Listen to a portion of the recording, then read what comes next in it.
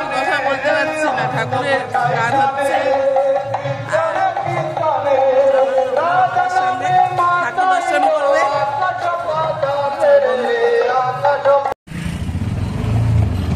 অটোতে উঠে নিলাম।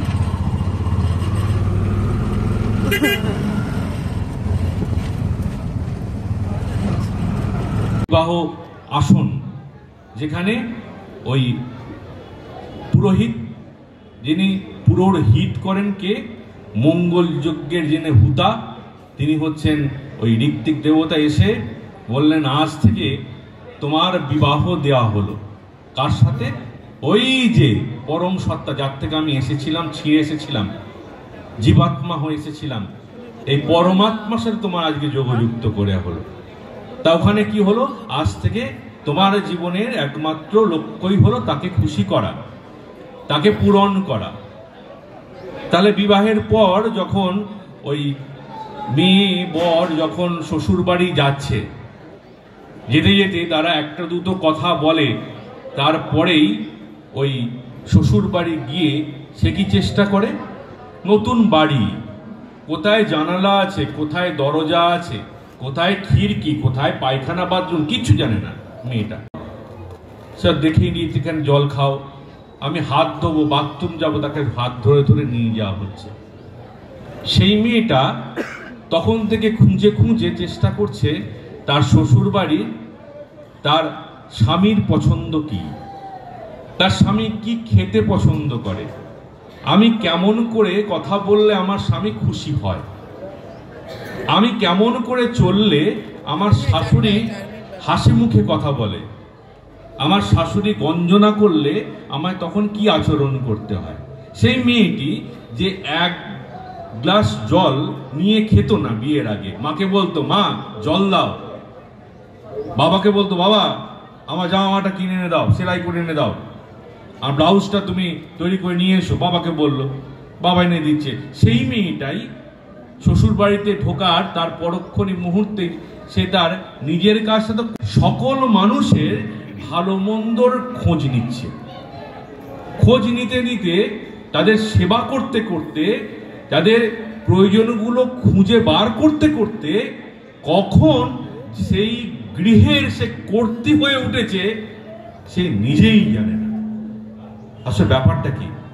ব্যাপারটা হচ্ছে ওই কুমারী মেয়েটি তার স্বামীকে জীবনে গ্রহণ করে স্বামীর মনোবৃত্তি অনুসারিণী হয়ে ওঠার চেষ্টা করছে। এই করতে করতে সে একটা সমগ্র পরিবারের কর্তৃত্ব, কোথায় নিমন্ত্রণ হবে, তাকে কি প্রেজেন্টেশন দেওয়া হবে, বৌমাকে শ্বশুর জিজ্ঞাসা করছে, বৌমা কি দেয়া যায় গো, সেইটুকু সিদ্ধান্ত সেই। কিন্তু সে কোনোদিন বলেনি আমি ডিসিশন মেকার। কেন? কাকে ভালোবেসে? তার স্বামীকে ভালোবেসে।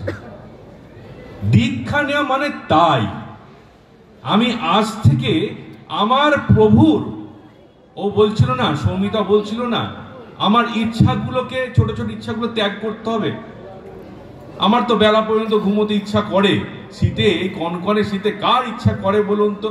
এই ভোর 4টের সময় 5টার সময় উঠে তাড়াতাড়ি করে যেতে, নামে বসতে, ইষ্টবিধি করতে কার ইচ্ছা করে? প্রার্থনায় যেতে আচার্যদেব বলছে, আমার শীতকালে আমার ইচ্ছা করে না মাঝে মাঝে। যখনই আমার শুতে ঘুমোতে একটু বিশ্রাম নেওয়ার ইচ্ছা করে, তখন মনে হয় আমি তো শুয়ে আছি, ঠাকুর তো ওখানে বসে আছে। তখনই মনে হয় তিনি বসে আছেন আমার জন্য, আমি যাব না। তখন যত শীতই হোক আমি রেডি হয়ে বেরিয়ে পড়ি, তার কাছে গিয়ে প্রার্থনা করি। কেন? তাকে ভালোবেসে নিয়ে যাবো, সমাজটাকে নিয়ে যাব। তার সৎসঙ্গ আন্দোলন যখন তৈরি করার মূল দরকার ছিল বিবাহ সংস্কার, যে বিবাহ সংস্কারের মাধ্যমে উন্নত প্রজেনী পৃথিবীতে আসবে।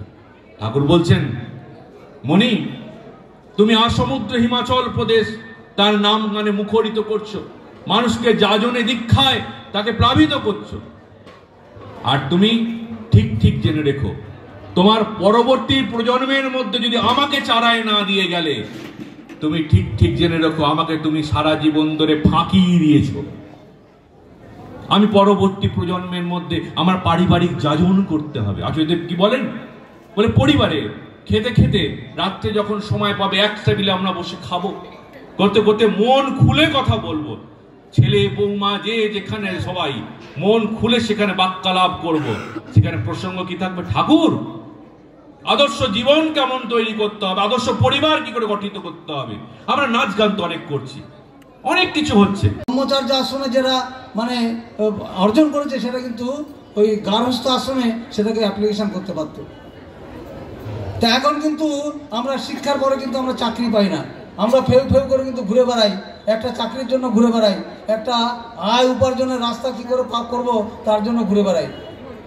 তাহলে আমার সঠিকভাবে যদি আমার দীক্ষা নেওয়া থাকে তাহলে কিন্তু আমার যদি গুরুর পথে ঠিক মতো চলা থাকে তাহলে কিন্তু আমার আয় উপার্জনের চিন্তা ভাবনা করতে হবে না।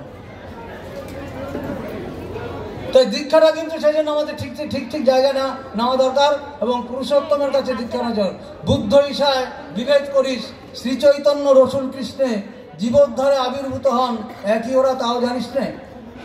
এই যে ধরুন এত ভেদাভেদ, এত হিংসা, এত মানে মারামারি কাটাকাটি, জ্ঞান অর্জন করতে হতো। প্রত্যেক মানে শিষ্যকে তাদের কিন্তু পাড়ায় পাড়ায় বেরিয়ে যেতে হতো। কি করতে হতো জানেন? গুরুকে ভরণ করার জন্য বেরোতে হতো। গুরুর সংসারটা গুরু চালাতো না, শিষ্যরাই চালাতো এবং তাদের পাড়ায় পাড়ায় যে ভিক্ষা করতে হতো। গুরু গৃহেতে যে তাদের ছিল এটা প্রথম কাজ, সকালবেলা উঠে এটা হচ্ছে কাজ ছিল তার। তো গুরুকে যে ভরণ করতে পারে, গুরুর পরিবারকে যে দেখতে পারে, যখন বিদ্যা মানে অভ্যাস শেষ হতো, ব্রহ্মচর্য আশ্রম যখন শেষ হতো তখন যে গার্হস্থ আশ্রমে যে তার কিন্তু কোনো অসুবিধা হতো না, কারণ সে কিন্তু পরিবেশকে এমন চিনে গেছে বা কিভাবে চলতে হয় জীবনে, কিভাবে জীবনটাকে উদ্বোধন করতে হয়, কিভাবে উপার্জন করে সংসার চালাতে হয়, এটা কিন্তু গুরুর দয়ায় গুরুর পরিবারকে ভরণ করার মানে ফলে তার কিন্তু সেটা আয়ত্ত হয়ে গেছে। এবং তখন যখন নিজের কোনো ভেদাভেদ কিন্তু নেই, আমরা যারা ধর্ম করি তারা কিন্তু সঠিকভাবে যদি আমরা তিনি যা যা বলে গেছেন, মহাপুরুষরা যা যা বলে গেছেন, যে আমার গুরু যা যা বলে গেছেন সেটা যদি আমি ঠিক পালন করতে পারি তাহলে কিন্তু আমার কোনো ভেদাভেদ বা বিভেদ কিন্তু আসে না। তা আমরা সঠিকভাবে তিনি যা যা বলেন সেগুলি করার মধ্য দিয়ে কিন্তু আমাদের কিন্তু সঠিকভাবে আমার উন্নয়ন হয়, সঠিকভাবে কিন্তু চলার রাস্তা পাওয়া যায়। সেই জন্য দীক্ষাটার জন্য কিন্তু এত প্রয়োজন। দীক্ষাটা ঠিক জায়গা নেওয়ার জন্য দাদারা বললেন যে সৎ দীক্ষা গ্রহণ করুন, সৎ গুরুর কাছ থেকে দীক্ষা নিতে হয়। কাকে আমি সৎ চিনবো, কার কাছ থেকে দীক্ষা নেবো, কে ঠিক, কে ইষ্ট? আমরা ইষ্ট বলি, ইষ্ট কাকে বলে? ইষ্ট কাকে চিনবো যে সে আমার ইষ্ট? কাকে কে বুঝতে পারবো, মানে কাকে দেখে বুঝতে পারবো তিনি আমার ইষ্ট? ইষ্টের কতগুলি মানে তিনি সিমটম আছে, তিনি বলে দিয়েছেন ইষ্ট কাকে বলে। যিনি তার পুরুষ যিনি আছেন তার কাছ থেকে কিন্তু দীক্ষা গ্রহণ করতে হয়। যেখানে সেখানে দীক্ষা গ্রহণ করলে কিন্তু চলে না। সিদ্ধ নয় মন্ত্র দেয়, মারে করেই ক্ষয়। আমি এমন জায়গায় দীক্ষা নেবো যেখানে আমার বৈশিষ্ট্যটা মানে পরিপূরিত হবে। তিনি সমস্ত বৈশিষ্ট্যের লোকদের, তিনি সমস্ত লোককে তিনি পরিপূরিত করতে পারেন। তিনি যে মহানাম দিয়েছেন সেই নামের মধ্য দিয়ে সমস্ত লোক, সমস্ত বৈশিষ্ট্যের লোক তারা কিন্তু পরিপূরিত হয়। তারা কিন্তু সবাই কিন্তু সেই নামের মধ্যে দিয়ে তারা কিন্তু উদ্বর্ধনের দিকে যায়, তারা কিন্তু এগিয়ে যায়। তাই দীক্ষাটা আমাদের ঠিক জায়গায় নিতে হবে। সর্বশেষ পুরুষোত্তমের কাছে দীক্ষা নেওয়াটা হচ্ছে বিদেহ এবং সেইভাবে চলাটাই কিন্তু আমাদের সেই আসল চলা, সঠিক পথে চলা। আমরা আগে জানতে পারি প্রত্যেকে আমরা গুরু গৃহে যেটা বলেছেন সেটার কোনো লঙ্ঘন করে না, মানে অন্য কথা তিনি বলেন না। তিনি 21 বছর বয়সে যা বলে গেছেন সত্যানুসরণে, তিনি 81 বছর বয়সে একই কথা বলেছেন। কোনো কথা তিনি কিন্তু করেননি, মানে অন্য বাবা আজকে এটা বলেছি না, এটা ঠিক হবে না, এটা বাদ দিয়ে অন্যটা কর, সে কথা কিন্তু তিনি বলেননি। আর কি, তিনি পূর্বতনের প্রতি তার শ্রদ্ধা আছে। পূর্বতন মহাপুরুষ যারা এসেছেন তাদের প্রতি তিনি শ্রদ্ধা তার মধ্যে আছে এবং সেই জন্য তাকে আমরা ইষ্ট বলি। তার মধ্যে পূর্বতনের যদি শ্রদ্ধা না থাকে তিনি কিন্তু মানুষের ইষ্ট হতে পারেন না, সঠিকভাবে বেড়ে উঠতে পারে না, জীবনটা সঠিক খাতে বইতে পারে না। প্রথম হচ্ছে দীক্ষাটা যদি ঠিক জায়গায় নেওয়া না হয় বা ঠিকভাবে যদি চলা না হয় তাহলে কিন্তু আমার জীবনটা সুন্দর হয় না। দীক্ষা, তারপর হচ্ছে শিক্ষা। যথাযথ শিক্ষা যদি আমরা লাভ করতে না পারি, দীক্ষা নিয়ে শিক্ষা ধরিস, আচার্যকে করে সার, আচরণে বোধচায়নে জ্ঞানের সাগর হয় না পার। আর হচ্ছে বিবাহ, সঠিক বিবাহ যদি আমার জীবনে না হয় তাহলে কিন্তু আমার জীবনটা কিন্তু নষ্ট হয়ে যাবে। দীক্ষা যদি আমার ঠিক না হয় তাহলে আমার জীবনটা ঠিকভাবে মানে চলবে না। তো দীক্ষা আমার কোথায় নিতে হবে? ঠাকুর বললেন যে শেষ, তাদের জানে আমার প্রণাম, ছোটদের ভালোবাসা, সকলকে আমার জয়গুরু। আজকে আমাদের যে বিরাটিতে পরম প্রেমময় শ্রী শ্রী ঠাকুর অনুকূল চন্দ্রের 137তম জন্ম উৎসব পালিত হচ্ছে। এখানে আমরা সবাই ভক্তগণ সমাবেত হয়েছি। পরম দয়ালুকে আমরা উৎসমুখে চলার আমরা চেষ্টা করছি। উৎসবের মানে হচ্ছে যে আমরা সবাই উৎসমুখী হয়ে চলে সেইখানে আমরা ঠাকুরের সারাদিন নাম গান করে আমরা চলব। পূজ্যপাদ দাদা বলতেন যে ভজন ভোজন যাজন দীক্ষা, এই চারটে হচ্ছে আমাদের উৎসবের প্রধান অঙ্গ। এইগুলি পরিপালিত হলেই উৎসবটা প্রতিপালিত হয়।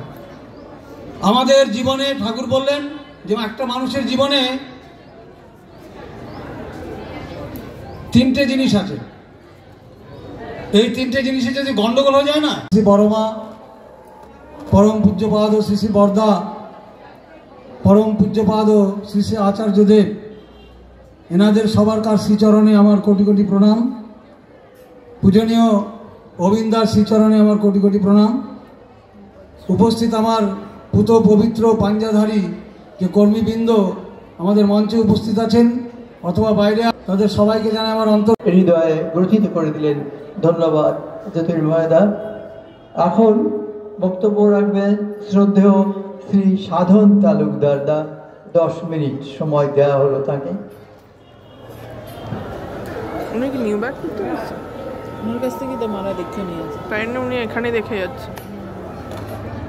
উনি আবার দেখছেন চেনে গেছে, হচ্ছে না, চেনে না। মা তো ওনার কাছে দেখে নিতে, মা বাপি বাপের ছেলে। পরম দয়াল ঠাকুর আমার